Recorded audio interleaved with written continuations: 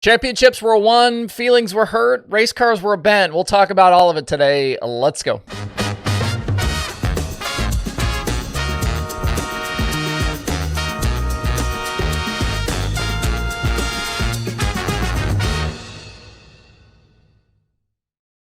It's Sunday, October 19th. I'm Justin Fiedler. This is DIRTRACKR Daily presented by Kubota Genuine Parts.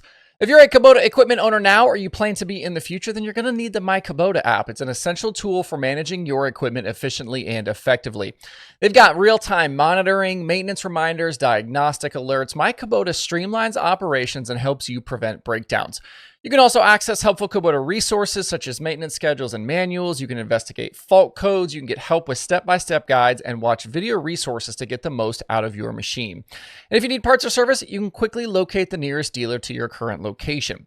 It doesn't matter whether you work in construction, maybe you've got a big agricultural operation, or you just use Kubota machines around your house. Take control of your equipment and streamline your workflow today with myKubota. Download the app and experience the difference. You can find the app in the Google Play or Apple App Stores. You can click the links below in the video description on YouTube, or you can scan the QR code on your screen. Well, let's unpack today on the show. We'll start first with the Lucas Oil Late Model Dirt Series season finale, the Dirt Track World Championship at Eldora for what sounds like the final time. And we'll get back to that here in a bit.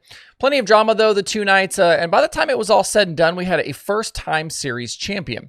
Devin Moran entered the weekend with a 15-point lead on Ricky Thornton Jr., and with Carson Ferguson and Chris Madden picking up quick times, none of the contenders picked up additional points on each other. So it was going to come down to who finished where in the feature. Jonathan Davenport would have needed both drivers ahead of him to fall out to have any shot, and that didn't end up happening. Davenport had issues himself. He needed a tire change. He was involved in a crash. He was 14th in the final rundown and had to settle for third in the title. Out front, it never really looked like RTJ had the pace to match Devin Moran, and his bid for a second title in a row went completely away with 39 laps to go yesterday. His 20RT already had some deck and quarter panel damage. He got over the cushion into turn one, collected Davenport, and his day was done. Dropped in the work area fixing damage and scored 18th at the end.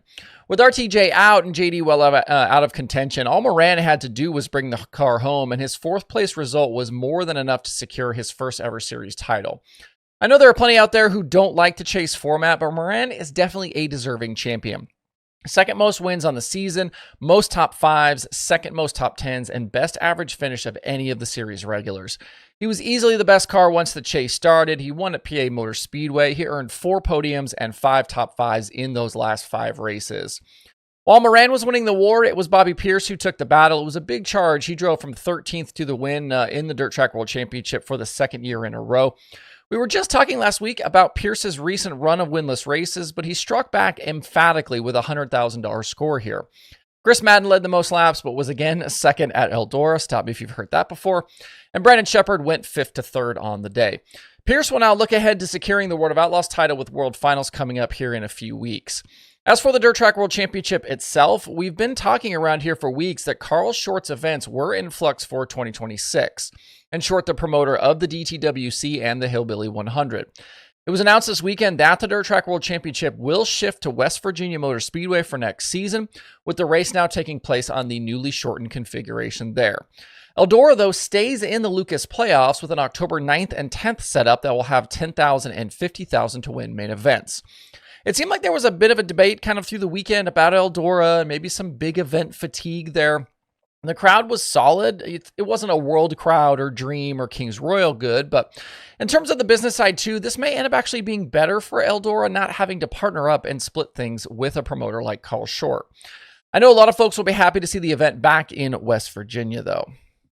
Jumping back to Friday, the obvious thing to talk about there was the heat race crash between Max Blair and Tyler Erb.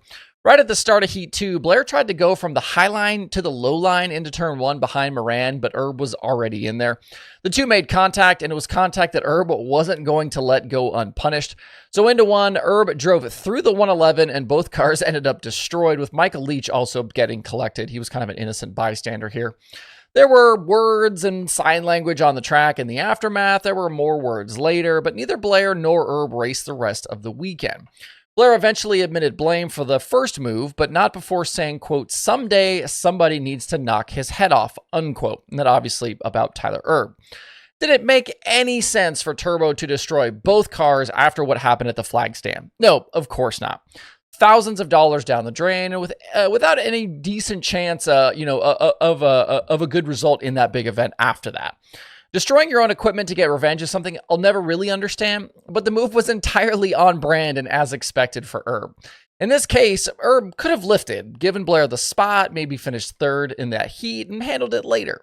But, and you'd think a guy like Blair would maybe understand this better than me, we're not talking about the most rational driver in the field. If you're going to make a bad move like that, Blair has to know what's going to happen on the other side. Everyone in America saw this coming as the cars piled into that first turn.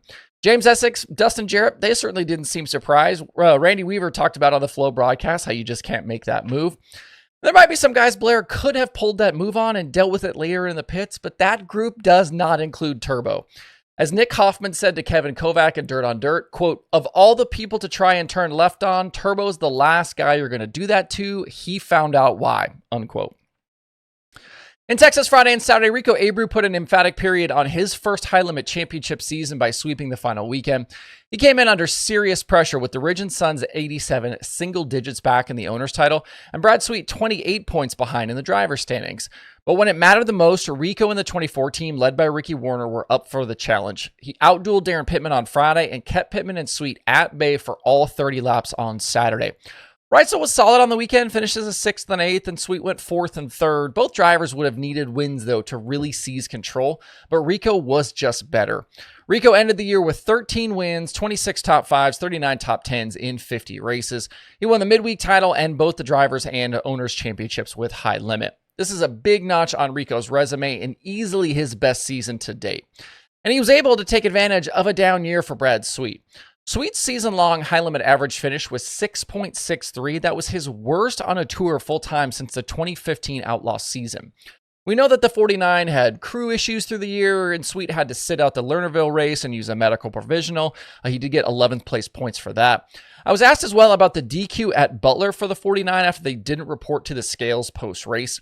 Sweet finished 25th in that race, earned 25 points for that. Had he actually been credited with third, he'd have earned 68 points, but it's important to note that wouldn't have been good enough for him to win the title. He ended up 49 points behind Rico in the final standings, and the 43 points difference he lost that night wouldn't have been enough by the end to overhaul the 24. Looking ahead, tonight is the High Limit Banquet, and there will most likely be very significant news to come out of that. We will react to that and talk about that on the show tomorrow. With the World of Outlaws this weekend, also drama there. The Saturday show at LaSalle was rained out, but we had late race fireworks on Friday at Lincoln Park. David Gravel and Buddy Kofoid going hard for the win. There was contact. Gravel went on to the victory. Kofoid spun up over the cushion. It was an odd sequence there with the very late open red, then Kofoid spin, then the caution period. Johnny Gibson said on the Dirt Vision broadcast that it wasn't over initially, but then later came back and said it was over because the leader had taken the checkered per an official's ruling. The opinions on the situation between Gravel and Kofoid are really mixed. Some see it as a racing deal. Others blame Gravel for dirty driving. But no matter where you fall, this is just where things are right now with how hyper-aggressive the racing is. The gloves are completely off at the end of these races, for better or for worse. Gravel crowded the 83, trying to get him to lift. Kofoid just stayed in there. Neither guy was going to budge. In this instance, Kofoid got the short end of the stick. I feel like we're at a point, though, where guys can't really complain for how they get raced. We've seen everyone now make these same types of moves, and it's hard to have sympathy when a guy loses one like that. Nobody has the racing moral high ground anymore. This time it was Kofoid, but the next time it's Gravel, he can't really be upset. And I'm sure there will be a next time. I personally don't love it. I'd like to see more respect all the way around, but this stuff isn't going to relent. Headed to Angel Park today, the gap is back out to 134 points between the two, so championship probably over here. Other weekend sprint car winners included Tanner Holmes taking the Trophy Cup finale and Joel Myers Jr. winning the mini event championship. Tim Kading won the Trophy Cup opener after a late run-in with Dale and Bloomfield. TK did apologize for that incident, and Cody Gardner was the Friday winner. Nice drive from Holmes. He actually lost the lead late in that one to Spencer Baston in the Works Limited car, but took it back and grabbed the victory. That's a big win for him. Kyle Cummins, Jake Swanson were USAC sprint car winners. Freddie Raymer won the season finale at Lincoln. Cameron Smith, a winner there as well in a makeup. And Sam Haverteep won the ASCS show at Tulsa. That wasn't rained out. Other weekend dirt late model winners included Zach Mitchell and Corey Hedgecock in Southern Thunder action at Talladega. Trevor Feathers won the Fall Clash Show at Hagerstown, and Hayden Cardwell won the $30,000 604 feature at Alltech. Well, call it good right there for today. Hope you guys have a great rest of your Sunday out there. We'll see you right back here tomorrow.